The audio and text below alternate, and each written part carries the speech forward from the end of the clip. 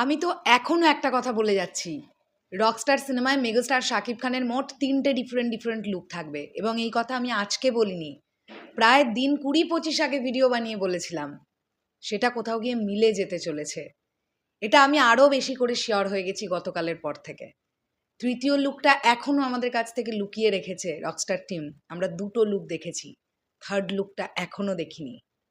Hello আমার সাকিবিয়ান ভাইরা বোনেরা, চলে এলাম আরও একটা নতুন ভিডিও নিয়ে। আশা করছি তোমরা সকলে খুব ভালো আছো।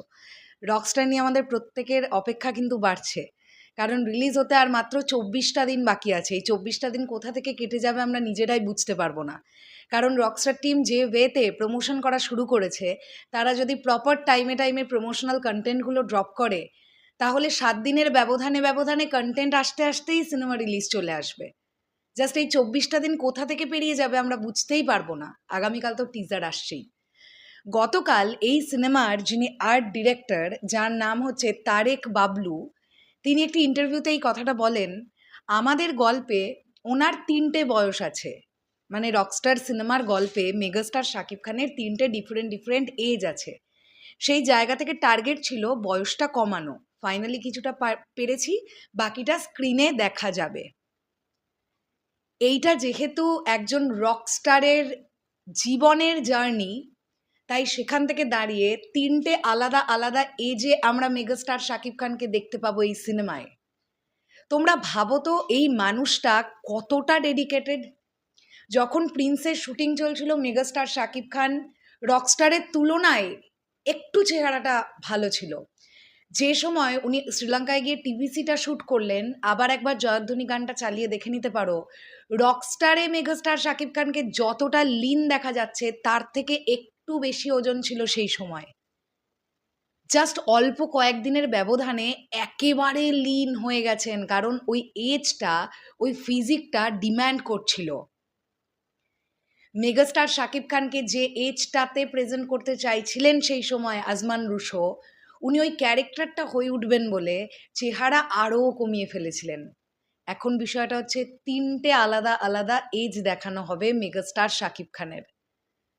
তো আমরা ধরেই নিতে পারি যে একটা এজ মোটামুটি ২০-২২ বছর এরকম থাকবে, একটা এজ হয়তো ৩৫-৪০ বছরের ওই এজটা থাকবে, আর একটা হয়তো একদম বাচ্চাবেলাটা থাকবে। মানে যদি এরকমভাবে জার্নিটা দেখানো হয় যে মেগাস্টার শাকিব খান ছোটোবেলা থেকেই স্বপ্ন দেখেন তিনি একজন রকস্টার হবেন।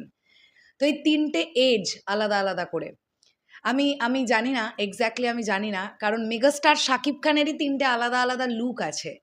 তো বাচ্চাবেলাটা নিশ্চয়ই শাকিব ভাইয়া প্লে করবেন না, এটা কখনো পসিবলই না।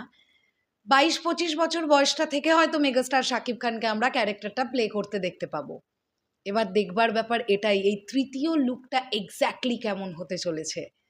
যদিও অ্যানিমেটেড টিজারে আমরা যে লুকটা মেগাস্টারের দেখেছি, বড় চুল, একটু স্ট্রেট টাইপের চুল, ওই লুকটাতে কিন্তু আমরা এখনো মেগাস্টারকে সামনে থেকে দেখিনি, মেগাস্টার শাকিব খানকে দেখিনি। ওটা অ্যানিমেশনের মাধ্যমে আমাদের কাছে প্রেজেন্ট করা হয়েছে। তাই ওইটাই কি সিনেমার মেগাস্টার শাকিব খানের থার্ড লুক? এইটা দেখার জন্য আমি খুব ওয়েট করছি।